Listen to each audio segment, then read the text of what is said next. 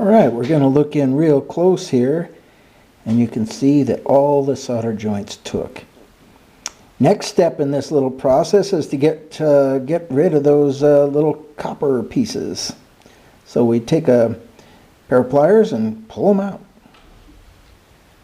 Sometimes they come out very easy, and sometimes they just don't. And it looks to me like we've got some stuck ones here. Probably because we've done so many attempts to heat it up. But there's ways of getting them out. So we'll shift positions here and see what we can do. Alright, there's a couple of approaches here. One is just simply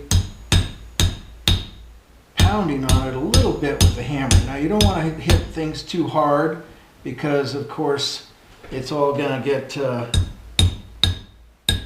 tweaked out of position. But sometimes that'll break them loose just a little bit. Let's give it a try and see.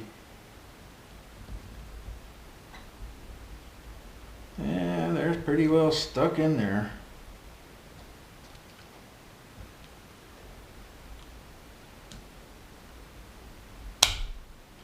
Alright, next step. So this time we take a small chisel and just hit it directly on top of the copper itself. And we'll do that 3 or 4 times. See if we can get some to break loose here.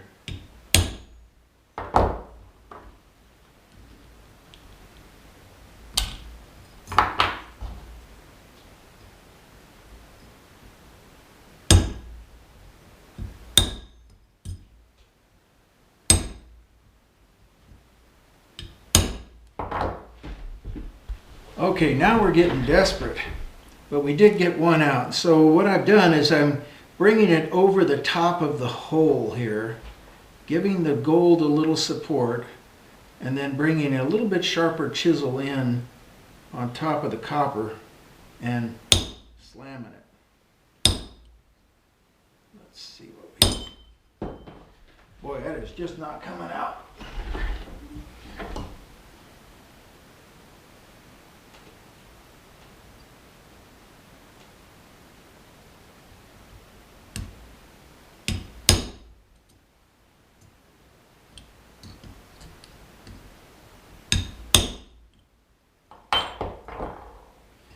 And notice how everything's twisting and tweaking around, but that's not that big a deal.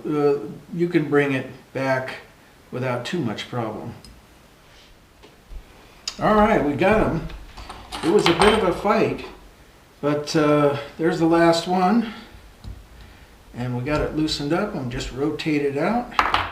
And notice how they're all bent and moved around, and boy, they just look terrible.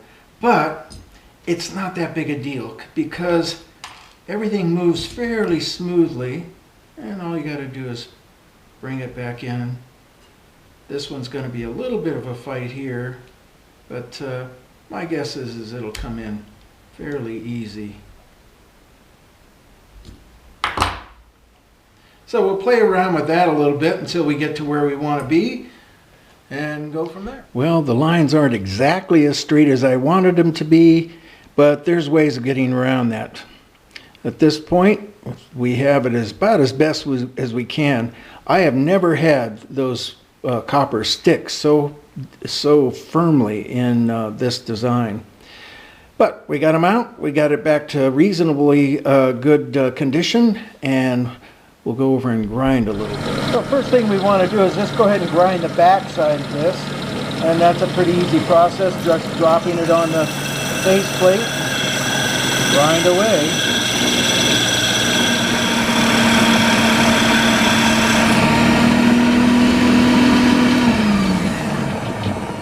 All right, well, we've got the bottom ground down. We've taken about a pound of metal off of here.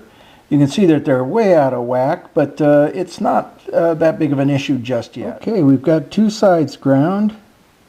That gives us nice flat surfaces to work from. As you can see, it's a mess, but interesting, all that gets straightened out a little bit later. Okay, So we got both sides done and the ends rounded off nicely. And so we go back over to the bench and do a little handwork.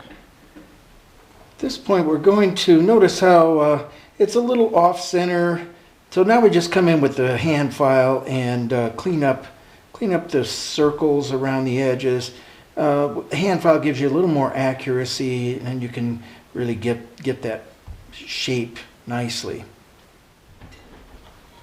The flat file work has given us this nice square edge to work from. Everything's smoothed out really nicely. Certainly the grinder does its job well and it gets it close, but the flat file is what brings that nice circular motion around the piece. Now here's the really exciting part of the whole process. You look at that and you go, whoa, those lines aren't very straight.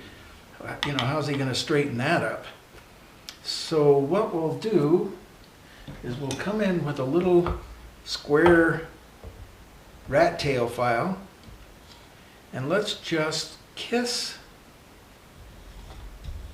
the inside edges of each segment.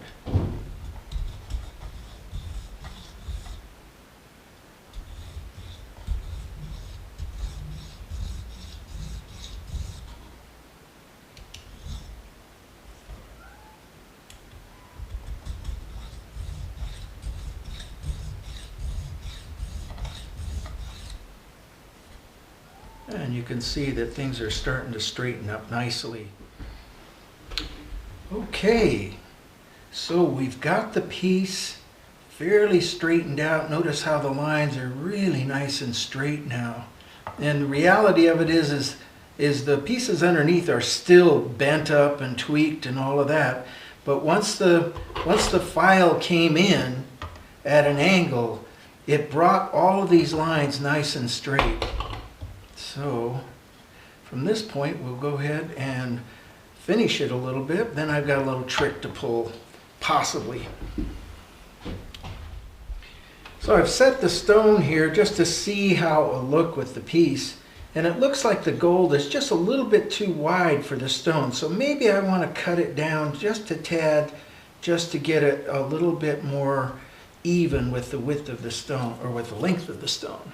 Using our bezel as our gauge, because of course that's going to be, the width is going to be from here to here. Looks like this is laying in just about right now.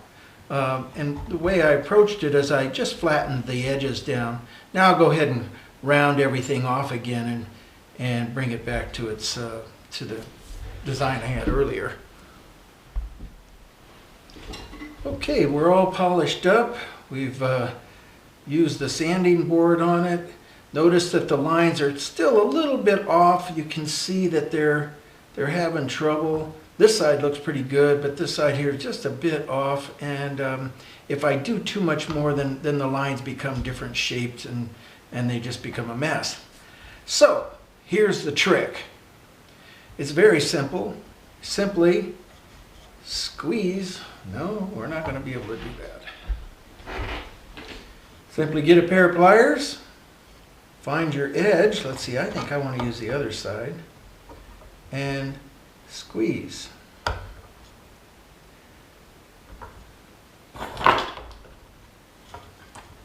And when you bring these all together, notice how the lines just really find their equilibrium. So one of those little jewelry tricks that goes along with making this kind of work. So then we bring this piece in and we've got an interesting beginning of something. And I can see the stone on this side and maybe something over on this side. I don't know. You know, this is the time where it's important to play a little bit and to find different alternatives to the process. I don't know, dropping this this topaz trillion in there isn't a bad approach. That might just look really good there. And we can put the sugilite, you know, we can take the sugilite and put it somewhere else. But, you know, it again, just playing with design. And a blue moonstone wouldn't be bad either. Just dropping it in at the bottom there. I like a stone at the bottom. It's looking like that actually might be the approach I take. How about a trillion amethyst? Now that's not too bad either. And it seems to be a better size for the entire piece. There's so many possibilities. Now what do you think about this? This was a piece of scrap that's been laying on my bench for a month or so from another project. I'm kind of liking this flare coming down from both sides, and definitely the amethyst has my attention.